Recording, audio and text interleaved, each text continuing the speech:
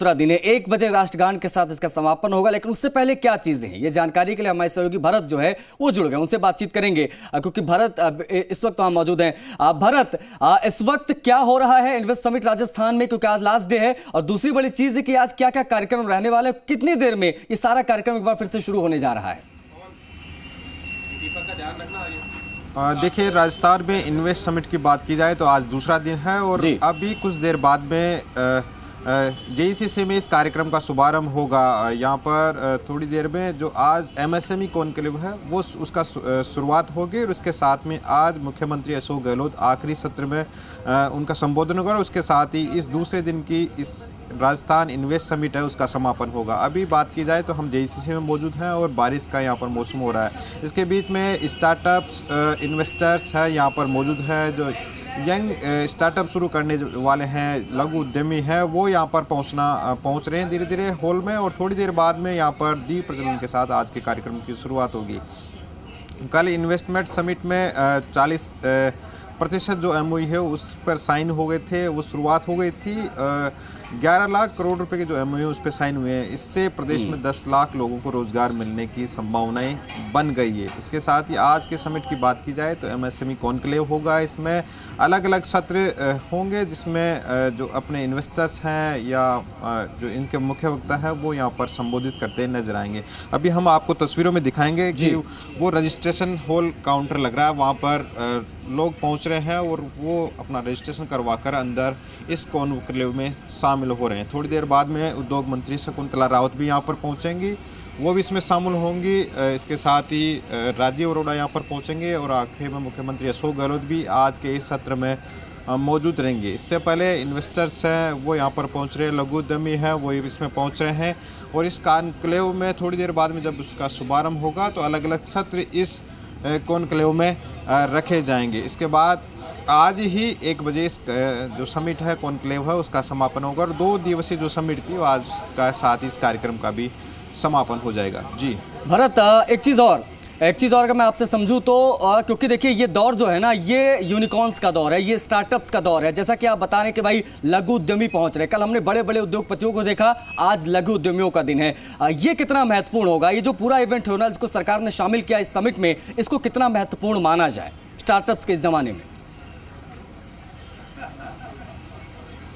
देखिए, आज की बात की जाए तो सर्विस सेक्टर के साथ ही छोटे छोटे लघु उद्यमी हैं उसको बढ़ावा देने के लिए सरकार प्रयास कर रही है। उसी के आज कॉन्क्लेव रखा है। दूसरे दिन के जब कॉन्क्लेव है छोटे उद्यमी हैं वो इसमें शामिल होंगे और किस तरह की सरकार की उनकी रियायतें हैं उसको सरकार के जो अधिकारी हैं वो भी वो सामने रखेंगे। सरकार चाहती है कि सरकार उन छोटे उद्यमी हैं उनको भी राहत प्रदान करे, अलग अलग योजनाओं के जरिए उन्हें सब्सिडी दी जा रही है, किस तरह से उनको आगे बढ़ाया जाए, ये सरकार की सोच है ताकि वो भी लोगों के लिए जॉब क्रिएटर्स बन सके। सरकार छोटे छोटे ऐसे उद्यमी हैं जो स्थानीय स्तर पर उपलब्ध हो रहे हैं उनको प्रमोट करके लोगों को रोजगार उपलब्ध करवाने की मंशा रखती है। इसीलिए आज ये कॉन्क्लेव रखा गया। कल जब बड़े उद्योगपति यहाँ पर आए थे, बड़े इन्वेस्टमेंट की बातें हुई थी, लेकिन इसके साथ ही आज एमएसएमई कॉन्क्लेव भी यहाँ पर रखी गई। इसमें छोटे उद्यमी उनको कैसे बढ़ाया जाए इसको लेकर भी सारी चर्चाएं होगी और लोग कैसे इसको शुरुआत कर सकते हैं इसके बारे में पैनल डिस्कशन भी यहाँ पर होंगे ताकि छोटे छोटे उद्योग हैं स्थानीय स्तर पर उनको भी प्रमोट कर आगे बढ़ाया जा सके। स्थानीय स्तर पर लोगों के लिए रोजगार की संभावना यहाँ पर क्रिएट की जा सके ताकि स्थानीय स्तर पर ही लोगों को रोजगार मिल सके। तो ये आज का जो दिन है वो महत्वपूर्ण रहने वाला है। उसमें स्थानीय जो उद्यमी है, छोटे उद्यमी है, वो भी इसमें शामिल होंगे और उनके लिए क्या अपॉर्चुनिटीज़ आगे सरकार रखती है उस पर तमाम चर्चाएँ इस कॉन्क्लेव में के जरिए होगी और वो भी समझने की कोशिश करेंगे कि किससे इस क्षेत्र में आगे बढ़ा सकता है, नए लोग शामिल कर सकते हैं ताकि स्थानीय स्तर पर जो संभावना है उसको आगे बढ़ाया जा सके, लोगों को रोजगार से जोड़ा जा सके। जी भरत, एक चीज़ और, क्योंकि हम देखते हैं चाहे वो देश की अर्थव्यवस्था हो फिर चाहे वो किसी भी स्टेट की अर्थव्यवस्था का मसला हो, जो छोटे उद्यमी हैं, जो हम देखते हैं कि जो स्टार्टअप शुरू करते हैं नए लड़के, आजकल हम देखते हैं कि इन बिटवीन ग्रेजुएशन के दौरान वो नए अपने स्टार्टअप शुरू करते हैं, उसके बाद वो यूनिकॉर्न तक उसको लेकर जाते हैं। और बहुत सारे ऐसे person who need no introduction, चाहे बोट कंपनी हो, चाहे ऐसे बहुत सारी कंपनीज है जो उन्होंने छोटे स्तर पर चीज़ें शुरू किया, आज उन्होंने वर्ल्ड लेवल पर अपना नाम बनाया। ये छोटे उद्यमी थे, आज यूनिकॉर्न्स बन गए हैं। अब ऐसे में जब ये चीज़ों को सरकार बढ़ावा देती तो जाहिर तौर पर ऐसी चीज़ों का जब बढ़ावा मिलता है तो बाकी युवाओं में मैसेज जाता है कि आप भी इसकी तरफ आ सकते हैं, आप भी स्टार्टअप लाइए, सरकार आपके साथ खड़ी है। तो क्या ये मैसेज देने की कोशिश होगी इनको मंच देकर आज? देखिए, निश्चित रूप से सरकार ने कल एक सेशन स्टार्टअप्स को लेकर ही रखा था। उसमें 3.5 करोड़ से ज़्यादा के सरकार की मदद की बात वहां पर कही गई थी, ताकि जो स्टार्टअप शुरुआत करना चाहते हैं, जो नए स्टार्टअप्स लेकर नए नए अपॉर्चुनिटी के साथ इस मार्केट में आना चाहते हैं, सरकार उनके साथ कदम से कदम ताल मिलाकर खड़ी रहने वाली है। क्योंकि अब आगे भविष्य युवाओं का, हर युवाओं के साथ कैसे नई संभावनाएं सरकार उनके साथ मदद कर सके, ताकि जो युवा है वो मार्केट में आ सके। स्टार्टअप्स के जरिए सरकार उन्हें मदद करती है और स्टार्टअप के लिए सरकार ने कई उद्योग विभाग के मिलकर कई योजनाएं भी स्टार्टअप्स को लेकर आई, ताकि वो आसानी से इस मार्केट में जगह बना सके, युवाओं को रोजगार दे सके। तो तमाम सरकार संभावनाएं रखती है और आने वाले दिनों में स्टार्टअप्स के जरिए लोगों को रोजगार देने का सरकार भी काम करने वाली है। जी भरत, एक चीज और हमने देखा है कि ये समिट राजस्थान में हो रहा है, लेकिन ये कोई पहला मौका नहीं है। मैंने देखा कि उत्तर प्रदेश में भी इस तरीके के बड़े समिट दो हो चुके हैं, उत्तराखंड में भी हो चुके, कई सारे स्टेट्स में जो है ऐसे समिट्स होते हैं। ये तमाम उद्योगपति वहां भी जाते हैं, बहुत सारे मेमोरेंडम ऑफ अंडरस्टैंडिंग्स यानी MOU साइन होते हैं,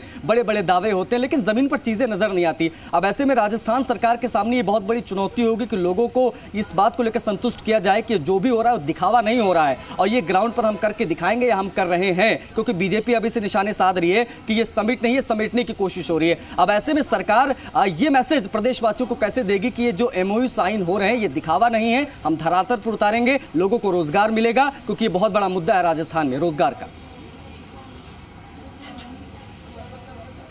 देखिए, निश्चित रूप से हर स्टेट हो इस तरह के कॉन्क्लेव, इस तरह की समिट आयोजित करवाता है, ताकि उनके राज्य में भी इस तरह के निवेश, जो बड़े इन्वेस्टर हैं, जो उद्योगपति हैं, वहाँ पर निवेश करें। स्थानीय स्तर पर सभी की मंशा रहती है कि वहाँ पर रोजगार उपलब्ध हो। राजस्थान में भी सरकार की यही मंशा है कि इन्होंने इसके लिए इस समिट को लेकर विदेशों में रोड शो किए, दूसरे राज्यों में रोड शो किए, और वो चाहते हैं कि यहाँ पर भी इन्वेस्टर्स आए। इसके लिए उन्होंने यहाँ पर कानून व्यवस्था की बात हो, यहाँ पर इंफ्रास्ट्रक्चर की बात हो, मुख्यमंत्री अशोक गहलोत ने कल निवेशकों को यही भरोसा दिया था कि हम आपके साथ खड़े हैं, आप जितना निवेश करेंगे हम हर फैसिलिटी आपको उपलब्ध करवाएंगे, लेकिन बशर्ते हम युवाओं को आप रोजगार दें। सरकार की भी मंशा यही है और इन्वेस्टर को सभी लुभाने की कोशिश करते हैं। लेकिन इसके साथ ही अन्य राज्यों की बात की जाए, मुख्यमंत्री अशोक गहलोत ने वाइब्रेंट गुजरात पर भी निशाना साधा। अन्य राज्यों में भी इस तरह समिट हुए हैं, लेकिन मुख्यमंत्री अशोक गहलोत ने इस बात का भरोसा दिलाया कि इस यहाँ पर जो 40% MOU है, इस समिट के साथ ही वो क्रियान्वित भी होते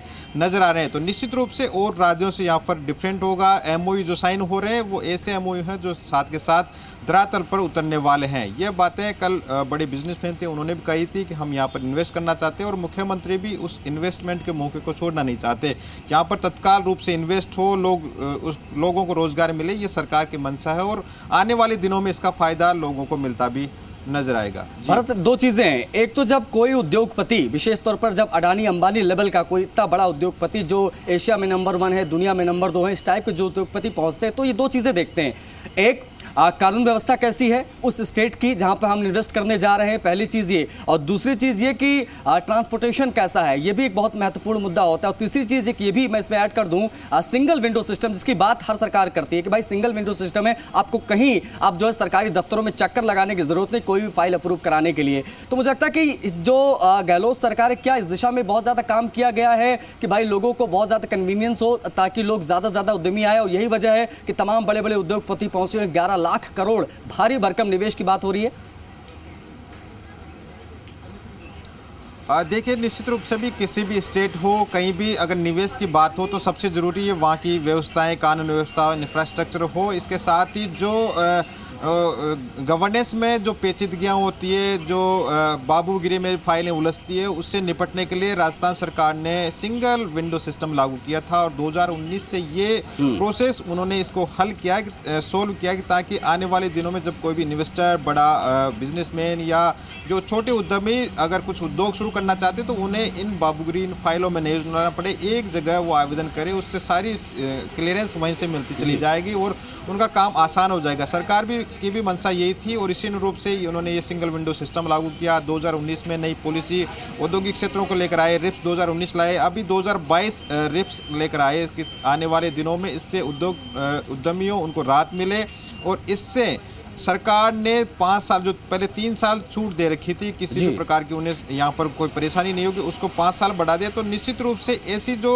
सरकार की सोच होती है, सरकार के जो उनको उद्यमियों को राहत देने की, और जमीन आवंटन, कन्वर्जन और तमाम तरह की जो बिजली सहित तमाम जो फैसिलिटी सरकार के ऊपर से प्रोवाइड करवानी होती है, जाहिर तौर पर भरत, और ये जो आपने बातें बताई, जाहिर तौर पर ये बुनियादी चीजें हैं। इसके बिना ना कोई उद्योगपति आएगा, ना कोई फैक्ट्रीज लगेंगी, ना लोगों को रोजगार मिलेगा। मुझे लगता है ये चीजों पर काम हुआ, शायद इसीलिए ये बड़े बड़े उद्योगपति पहुंच रहे हैं, उतना बड़ा इंफ्रास्ट्रक्चर डेवलपमेंट की बात हो रही है, बड़े रोजगार की बात हो रही है। बहुत शुक्रिया भरत, जुड़ने के लिए, तमाम जानकारियों के लिए, तमाम अपडेट्स के लिए। बढ़ते आगे कुछ और खबरों की बात करेंगे राजस्थान की, क्योंकि जोधपुर